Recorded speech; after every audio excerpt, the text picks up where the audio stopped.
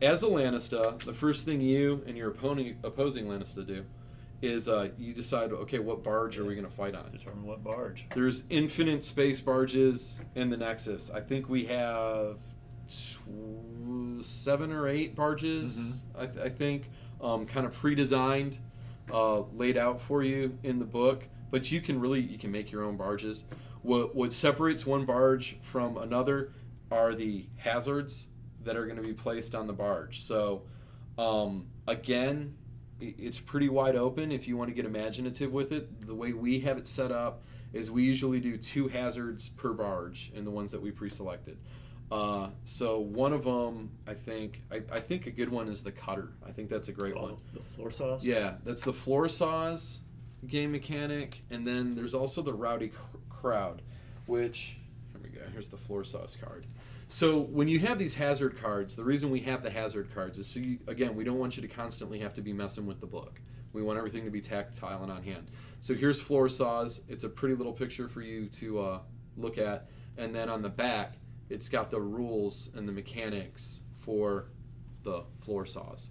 So if you're sitting here and you're playing and you're like, man, I'm not sure how I don't know how that rule is implemented, you can just grab the card. It's right there. You read it. You move on with your life, and laugh at your opponent as he loses an arm or some other insignificant piece of biomatter.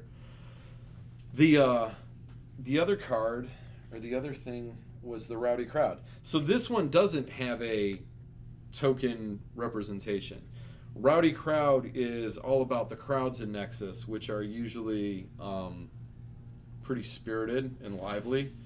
They ingest all types of drugs, and they want to watch things die. Sometimes they want to kill things. There's usually more fights going on in the stands than there are in the arena.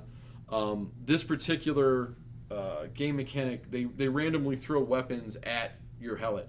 Now, if they miss, you are free to pick them up and use them against your opponent. That's the good news. If they hit, well, They can do some damage. They can do some damage. They usually hit you in the head. So that's the first thing you do is you pick your barge. Okay, this is our barge. We're going to do the cutter. You read about the hazards and the hazard mechanics. There's actually nothing to place on the board right now for those. These will come up as we go through our action rounds, which we'll talk about later.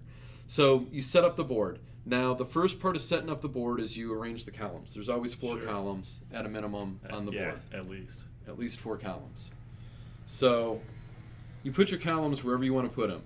If you want to use RPO to place the columns, you grab your 8-siders and you roll them up. And I got a 5. 5-5. Oh, 5-5. Right there. Right there. There we go. Boom. And then you can do all 4 that way. We also have a table in the instruction manual that has some interesting configurations. I think there's 8 different choices, maybe 10, maybe 12. I don't remember how many we came up with. But they're pretty interesting configurations from our play testing that we enjoyed doing. You can roll on that table, and that way you're not leaving too much to chance. Or you and your opponent can just figure out where you want to place them. Yeah. You can just set them on the board. The setup for the game is very quick. Yeah. I mean, you can set up the board in no time.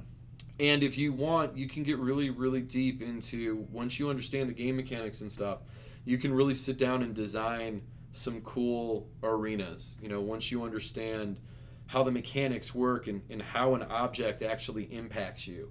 Because they impact everything. They having something behind you when somebody's hitting you adds to their damage because you can't really, go with it. You're up against the wall.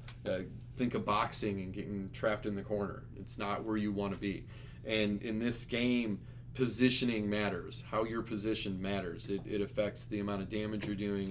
It affects the sometimes your chance for even making contact. Sometimes both simultaneously.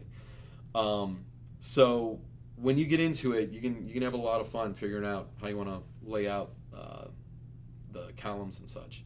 So we'll just do a standard kind of configuration like this, just to save time for the purposes of illustration. So you have this set up. Like I said, there's nothing to put out yet with the floor saws and the rowdy crowd. So the next thing you would do is you'd figure out, okay, which helots are we gonna fight?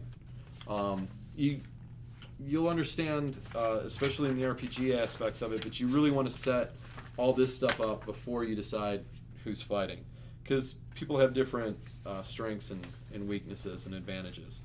So I don't know. We'll just go with. I have a bloodthirster here. I'm gonna be a Okay. bloodthirster. I'm gonna do a famished. Now